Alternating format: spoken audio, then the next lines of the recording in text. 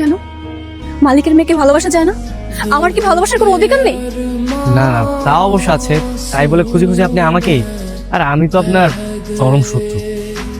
দেখো, তুমি আমার সবার সঙ্গে চোখ খুলে দিয়েছো। সবার সাথে আমি কত খারাপ ব্যবহার করতাম। ছি, সবাই আমাকে এতটা ঘৃণা করতাম, কখনো বুঝতেই পারিনি।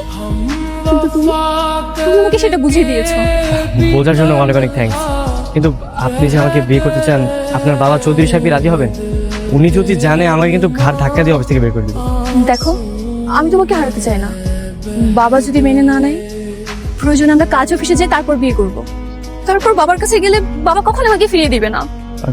না না, আঙ্কেল অনেক বিশ্বাস করে আমাকে চাকরিটা দিয়েছে, কিন্তু এটা আমি করতে পারবো না। দেখো, তোমার মতো মনমানসিকতার ছেলে আজকাল এই পৃথিবীতে খুব কমই আছে। আমি তোমাকে হারাতে চাই না। তুমি প্লিজ রাজি হয়ে যাও, না করো না। তা ঠিক আছে, কিন্তু কোনো কিন্তু না, তুমি রাজি হয়ে যাও। একবার শুধু বিয়েটা করি, তোর জীবন আমি পুরো জাহান্নাম বানিয়ে ফেলবো। চল না আমরা আজকেই বিয়ে করে ফেলি।